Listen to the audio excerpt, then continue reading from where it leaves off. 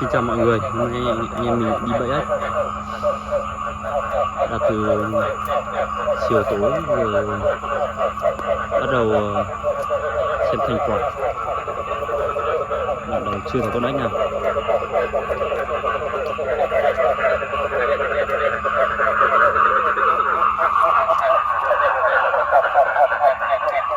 Đây đâu? Quá rồi. Ui, cả chuột luôn. Cả chuột cũng dính.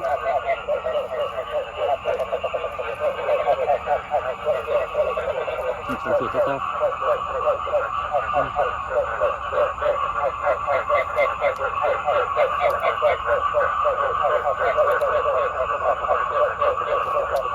Chính rồi.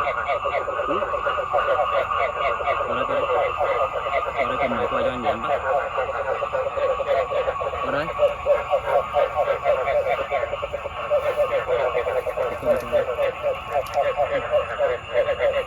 Chuột cả mất. May là không cắn. May là không cắn rách lưới vẫn mất cả ếch cả. Thẳng cả lưới.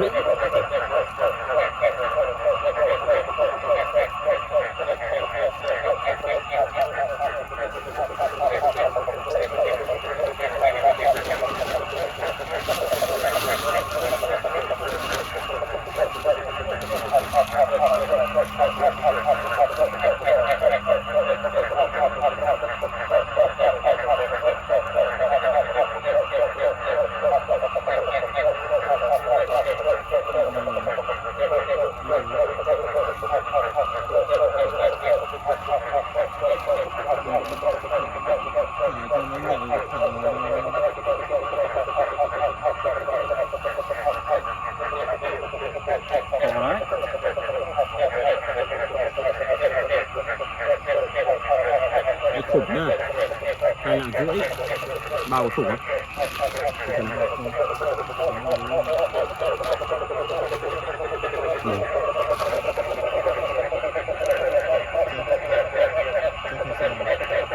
To tướng.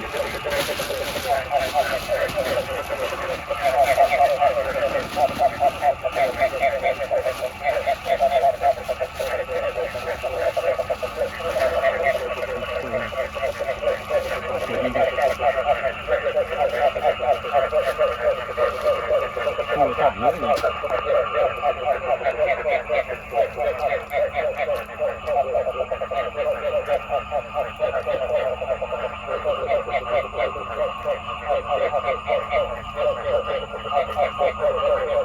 To tướng.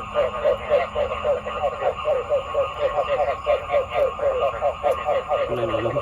Anh chưa nhìn thấy nó tưởng nó ếch to. Có thể lăn lên nó cái.